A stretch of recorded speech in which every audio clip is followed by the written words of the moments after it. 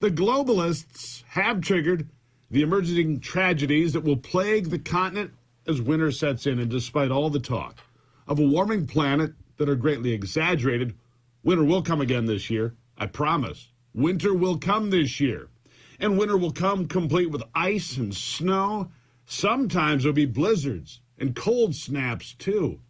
And what that means to a continent that allowed radical environmentalists to set policies is death. That's right, people are going to die because cold weather kills far more people on this planet than heat, and it's not even close. You've probably heard that before, but let me give you some numbers. In 2019, for example, a peer-reviewed study in The Lancet reported this. Cold temperatures are responsible for 4 million deaths around the world each year. 4 million. A number that is 20 times higher than heat-related deaths. 20 times higher. That's right, according to a peer-reviewed analysis, cold kills 20 times more people each year than heat. That's a number that's going to get bigger this year because Europe turned off not only nuclear power plants, but bulldozed hundreds of its coal-fired power plants, in pursuit of Green New Deal utopia. Numerous reports now indicate that half of Europe's 324 coal-fired power plants have been closed, demolished, or will be by 2030. Weird, right? 2030 seems to be in line with, what do we call that? Oh, yes. The United Nations 2030 agenda. Get rid of all those power plants. But all of a sudden, there's an emergency brake being thrown. Germany is leading the way of restarting all of its idle coal plants, every single one of them. And even though it also gets half of its coal from Russia, it does produce a large amount of coal domestically. It will help them tremendously. You see, when you step back and look at what's happening now, you realize the Green New Deal, it's no deal at all. When whole populations realize they're going into winter and suddenly they have no reliable way to heat their homes, apartments, and businesses, people seem to have this odd reaction, being told that if they do that, they will freeze to death if the globalists, led by the UN and the World Economic Forum, keep pushing them over the cliff. They have an odd reaction of saying, hell no. Germany was the first to stop turning off the coal-fired plants, as I said, and start figuring out how to start idled nuclear power plants. You see, they figured out it's all about to hit the fan, all of it. And now other EU nations, Romania, are also restarting formerly closed coal-fired power plants. Italy is also boosting coal-fired electricity to save its nation from certain destruction. Even the Balkans are putting on the brakes of ending the use of coal in their country so they don't go cold and dark. They're going to keep the lights on in the Balkans, too.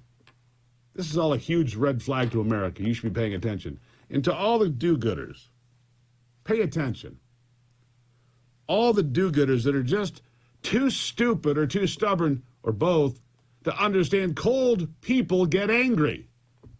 People that are cold and have no heat get angry.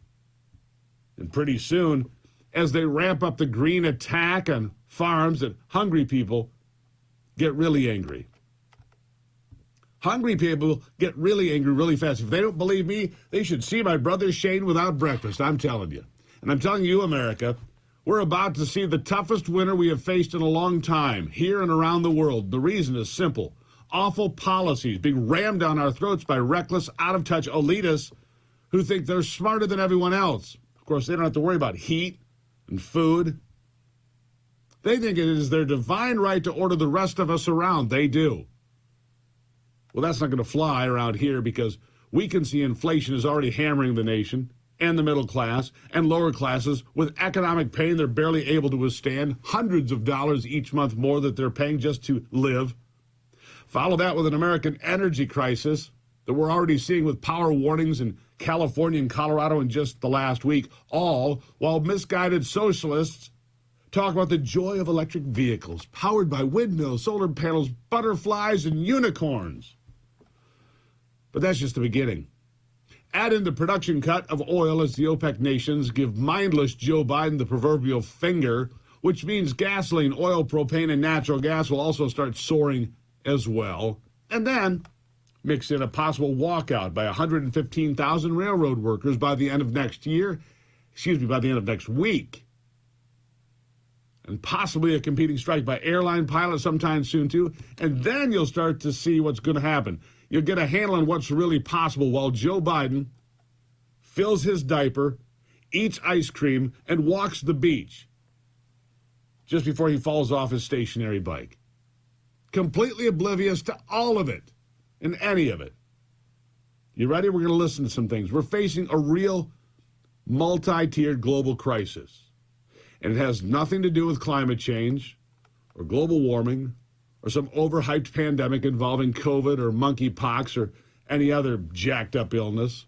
No, this all leads back to terrible and possibly intentional socialist policies. These policies have gutted our energy sector, fueled an astronomical rise in inflation, no borders, and set us up for mass deaths from winter and famine, as the food crisis will also arrive at about the same time later this year as winter gets here. Yes, this is Agenda 2030. At least that's how it looks from where I'm standing. It's probably too late to stop the devastating winter in Europe, where they had damn well be praying for global warming. They'll need it. But it's not too late for America to take the off-ramp from the crazy train and start driving down Sanity Street. But it does take you. You must get involved. You must vote. You must get involved. Vote. And remember, Gruber, me. I've been warning you about this for months now.